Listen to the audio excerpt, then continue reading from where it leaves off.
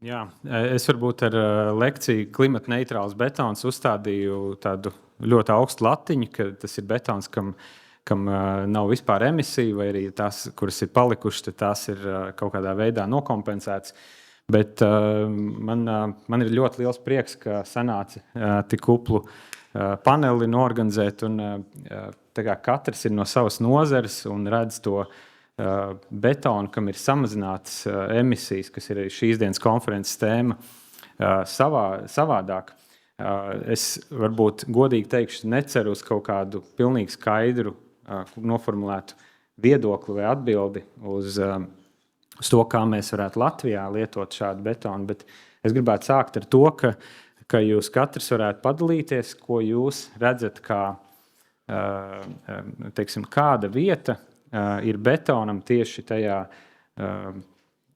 ilgtspējas redzējumā. Un es varbūt arī sākšu ar Gati, ar tevi. Tev uzdošu šo jautājumu pirmajam, jo tu pārstāvi tādu, manuprāt, ļoti svarīgu arodu, arhitektūru, un tevi nolīgst parasti klienti un attīstītāji. Un varbūt tu vari sākt, kā tu pats redzi, kas tavuprāt ir ilgtspējīgs betons, vai arī betons, kuram ir samazināta ietekme uz vidi, un kā tu redzi tā betona materiāla perspektīvu, vai kā tu vari labi viņu lietot kā arhitekts? Man dzird, jā.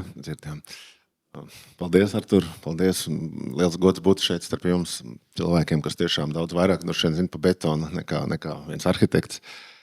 Droši vien jau vispareizāk būtu sākt no attīstītājiem, jo pie mums atnāk tomēr pasūtītāji, kuriem ir savu vīziju un arī savas kaut kādas vadlīnijas ļoti bieži. Ja tie atnāk privātie cilvēki, tad tiešām arhitekts ir tas, kurš var ievirzīt, kādu māju vispār mēs būvējam un kādus materiālus mēs izmantojam. Betonam ir, protams, kā jau te teica kungi, ka tās priekšrocības ir šie lielie laidumi un ilgtspēja. Tā man atbildi ir viennozīmīgi arī pēc tās lekcijas, kad ir ļoti atbildīgi jādara.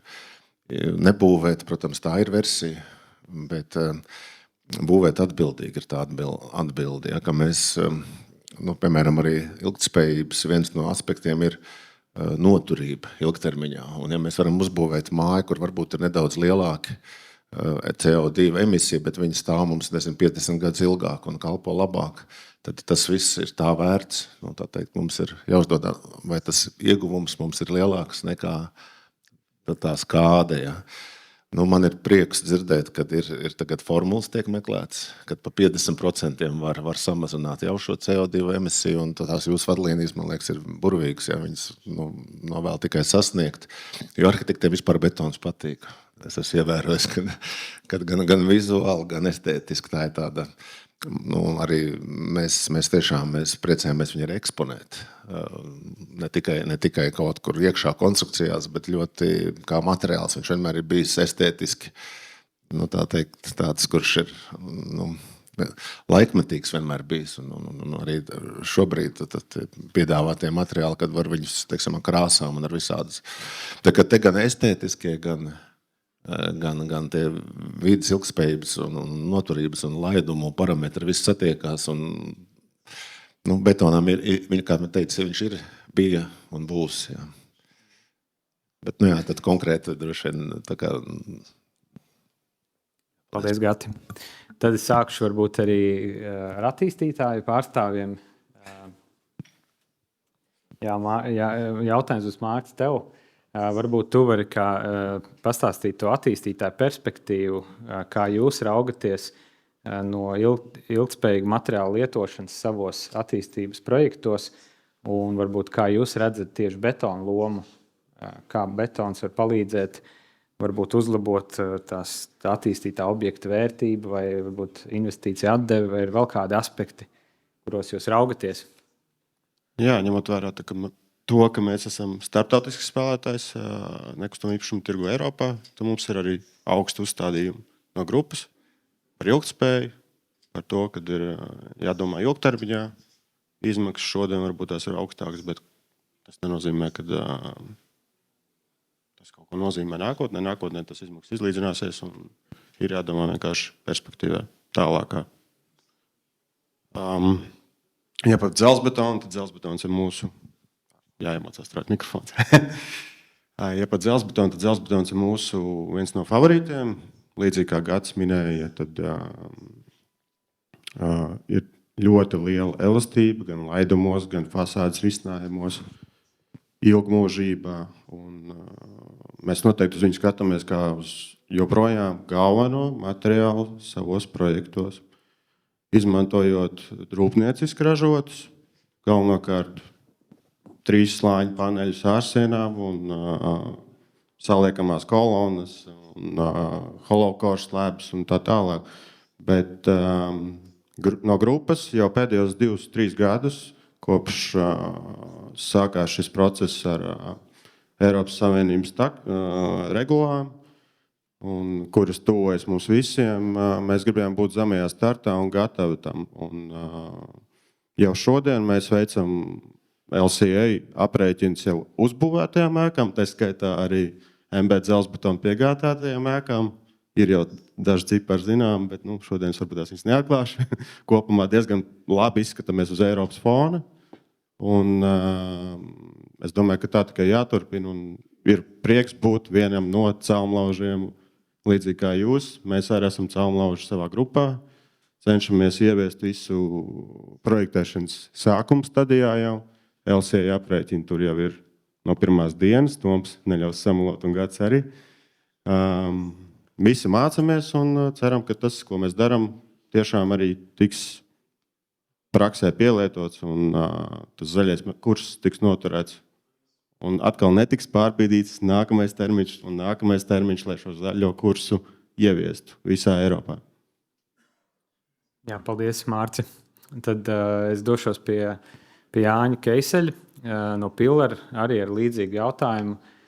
Kā jūs no attīstītāja perspektīvas, kā jūs raugaties uz tieši betona izmantošanu, kādu tas pievieno vērtību tieši no tādas ilgtspējīgas materiālu un projektu attīstīšanas perspektīvas?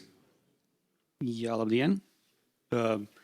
Mēs betonu praktiski savos projektos 80% izmantojam praktiski betonu. Betona konstrukcijas, tieši saliekamais dzelzbetons savos projektos un arī ārējos projektos izmantojam dzelzbetonu. Ieguvumi ir lieli.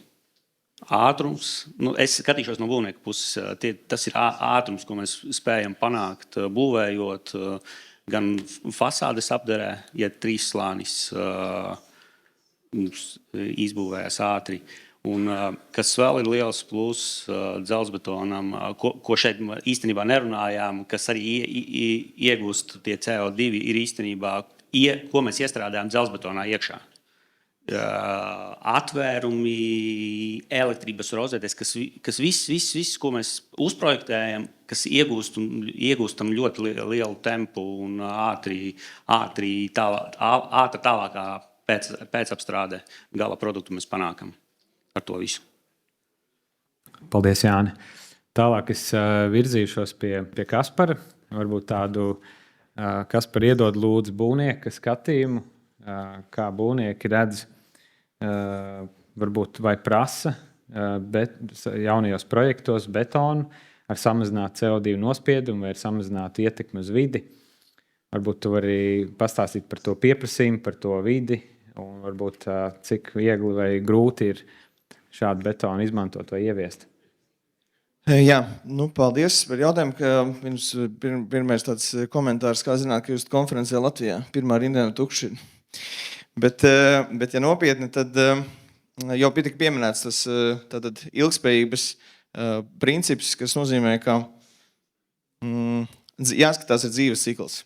Un dzīves ciklā, cik tas konkrētais, ēka, kā viņa, gan energoefektivitāte, gan kā viņa, cik ilgi ir tas ēkas dzīves cikls. Un, ja skatās no tāda attīstītāja, kas pie mums kāda attīstītāja nāk, tad visi nav tādi, jo liela daļa ir, pamatā viņi skatās uz cenu. Un kāpēc ir tā? Tāpēc, ka sabiedrība Latvijā nepieprasa tik zaļi. mēs ejam un skatāmies, cik maksā kvadrātmetrā, vai mēs ejam un skatāmies, cik vispār dzīvoklis maksā kopā. Mēs kā sabiedrība neesam gatavi maksāt vairāk.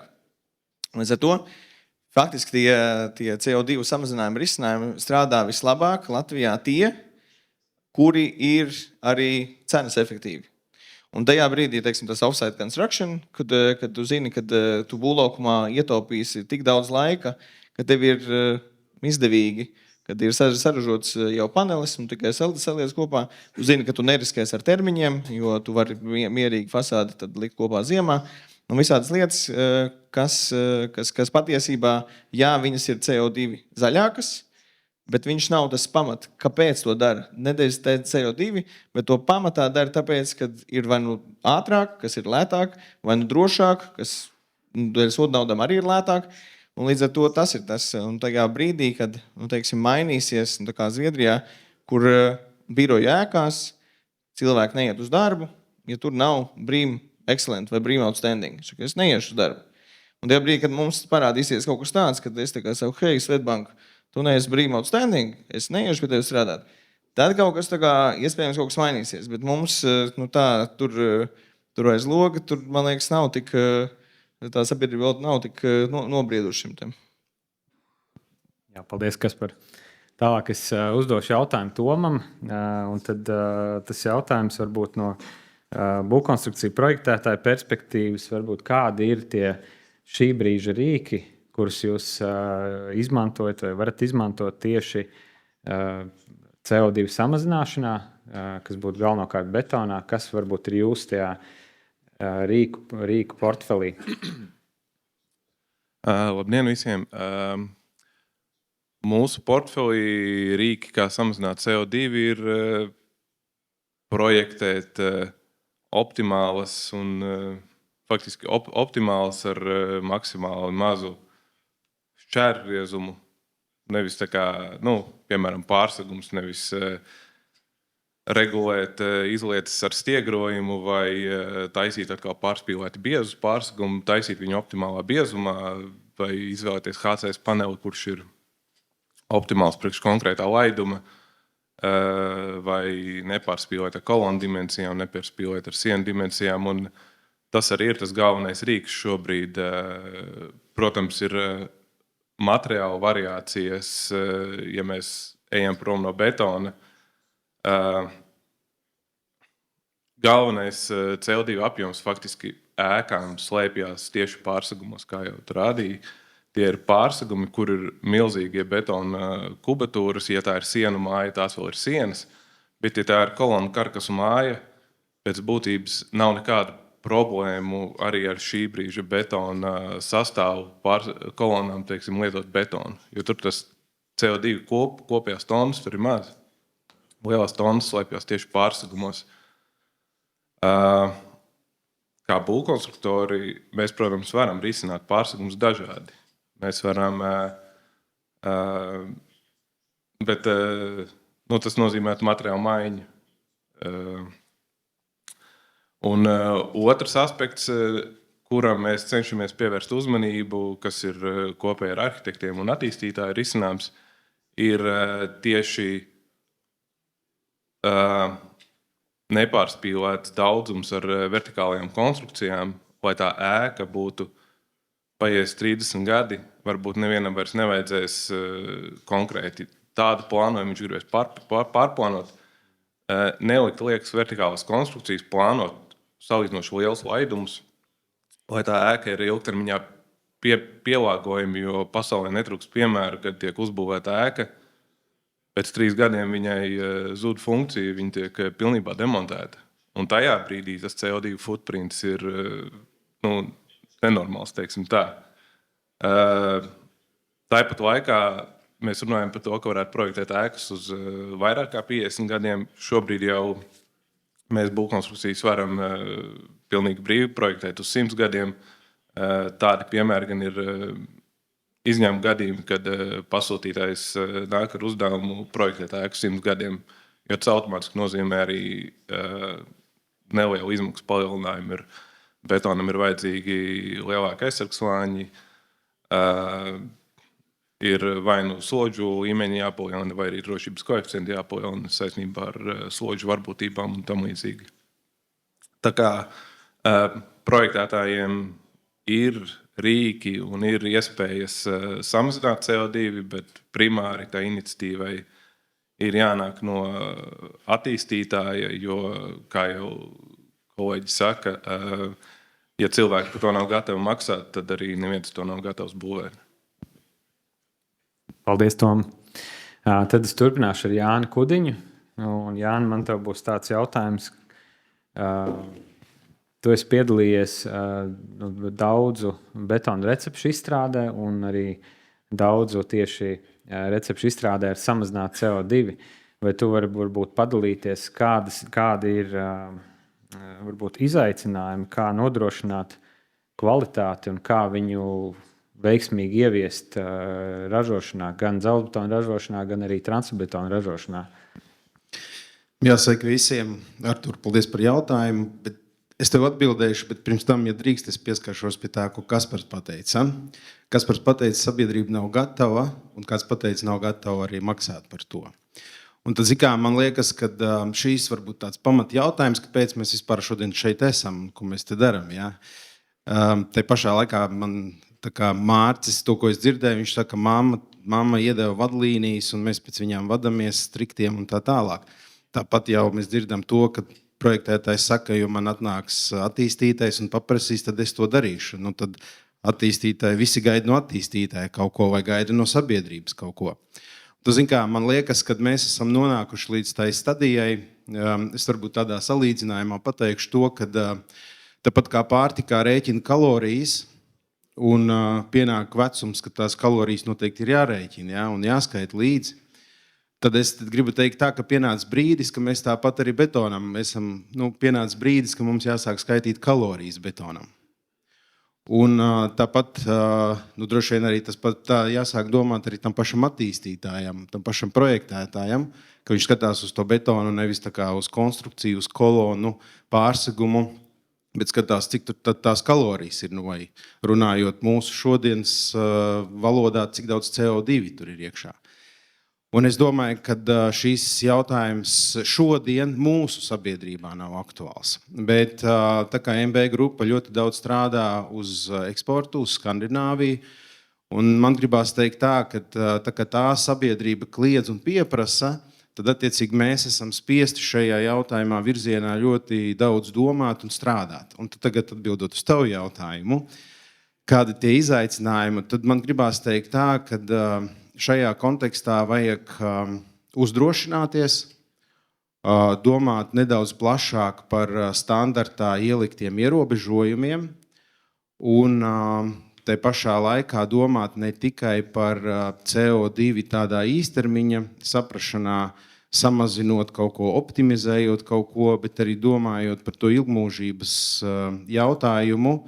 Kā Gatis minēja, varbūt tie nav 50, varbūt tie ir vairāk gadi. Un tad, attiecīgi, tur jau arī ir kaut kāds veidojās ieguvums no tā.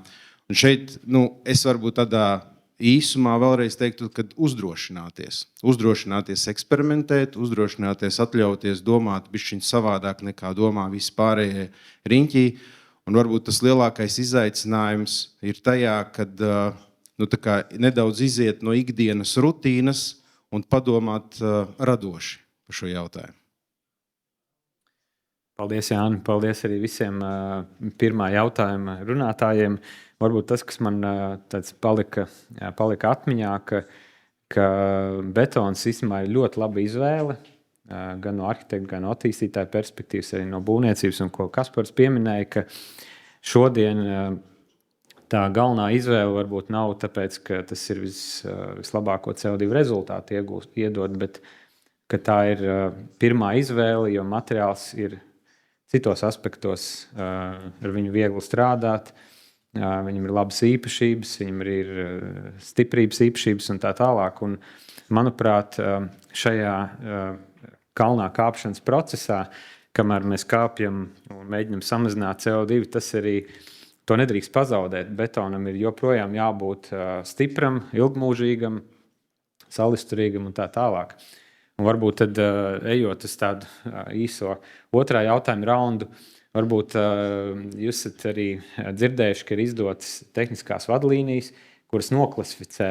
Varbūt kā jūs redzat no sava skatu punkta, vai šādas vadlīnijas var palīdzēt, un varbūt kā tās var palīdzēt, varbūt sākt ar attīstītāju balsi, kas varētu būt, kā jūs varētu viņus lietot, lai vēlāk pa to piegādātāju ķēdi būtu vieglāk tad arī tajā konkrētajā projektā norealizēt betonu ar samazinātu CO2. Varbūt, Jāni, ar tevi sākšu par varbūt to komentāru par Latvijas Betona Savienības tehniskās komitejas izdotajām vadlīnijām, kuras norāda, ka Latvijā references līmenis ir šāds, un tad ir tie samazināšanas līmeņi. Vai jūs redzat, kā no attīstītāja perspektīvas, vai tas ir labs rīks, vai kā jūs viņu varētu lietot, lai praksē ieviestu betonus ar samazinātu CO2? Es vairāk esmu no būvnieka puses, nevis no attīstītāja puses, tāpēc es nedaudz savādāk to skatos. Es neesmu no attīstītāja puses. Okay. Tāpēc mans tas redzējums vairāk ir jāsēd kopā attīstītājiem, projektētājiem un arī konstruktoriem. Un tad tas jautājums nonāk tikai pie manis, kā no būvnieka puses, un es tā vēl nenokomentēšu tieši šo. Mārcis, tad varbūt tu vari komentēt, ka šobrīd jau ir Latvijā izdotas vadlīnijas, kur ir nosaukts, šis ir Latvijas referents betona līmenis ar tik izmešiem, un tad tirgus dalībnieki ir brīvi izvēlēties betonu ar samazinātu 10, 20, 30 un tā tālāk procentu līmeni. Varbūt nokomentē, kā tu redzi šo vadlīniju rīku. Ar šīm vadlīnijām, teikšu godīgi, iepazinos tad, kad atsūtīja man. Līdzīgas, man liekas, vadlīnijas sen atpakaļ būvkonstruktori izdeva par savu tēmu. Un šeit, kad visām vadlīnijām ir tāda lieta, kad viņas ir jāsāk popularizēt tautā, un tad jau tā lieta tiks uztverta drusku nopietnāk. Bet Gads man arī prasīja, cik mēs šobrīd jau izmantojam no tiem betoniem, ko tu rādīji. Es teicu, ka mēs jau tos pelnus un klinkers un visu šīs lietas jau diskutējam ar katru no piegādātājiem, jo mums ir svarīgi dabūt nevis vienkārši ķeksītim EPD, bet EPD, kas tomēr arī kopumā sasniedz vēlamo rezultātu.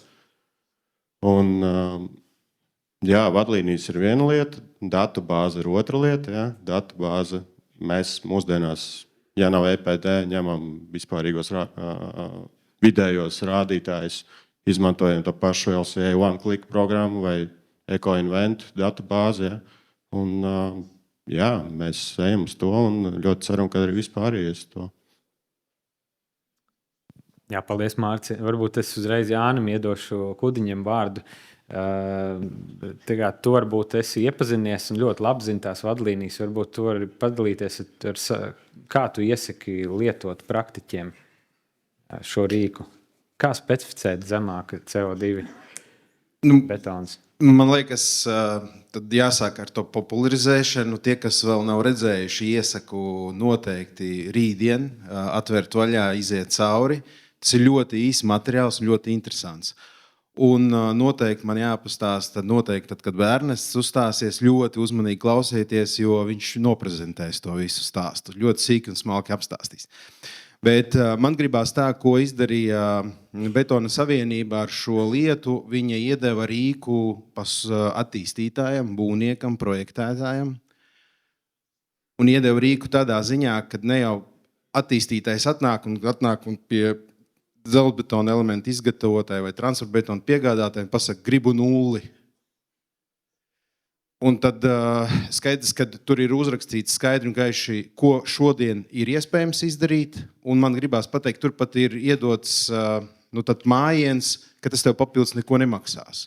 Un te pašā laikā ir iedots samazinājums un iedots mājiens, ja tu gribi šo, tad rēķinies, ka tas tev kaut ko papildus maksās. Un es domāju, ka no šī skata punkta tas ir viens no būtiskākajiem tādiem argumentiem vai lietām, jo šobrīd mēs runājam, sabiedrība un attīstītājs ir tie pirmie, kuri vai prasīs, vai to ieviesīs.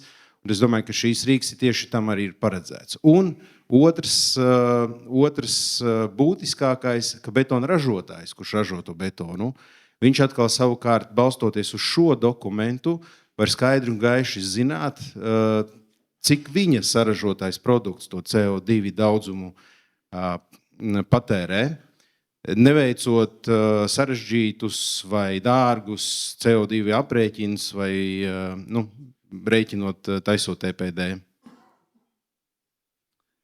Jā, Kaspar, tad tev vēl jautājums būs par to, kādas tu redzēji varbūt praktiskos soļus vai drīzāk kādas ir barjeras, kāpēc mēs varbūt nelietojam tik daudz, vai tā ir vēl projām tā zināšana trūkums, vai kas tavuprāt vēl ir vajadzīgs, lai praktiski varētu projektos lietot?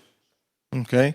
Tad, man liekas, tas, kas ir vajadzīgs, ir jābūt, ja mēs skatāmies uz to, kādi attīstītāji, kā domā, ir, protams, daļa, kuriem ir šis teiksim, Eiropas redzējums, un viņi piemēro to, tāpēc, ka tas ir pareizi, jo mēs visi gribam dzīvot zaļāk. Un tas, ka tas maksā drusku dārgāk, viņi to spēja sagramot.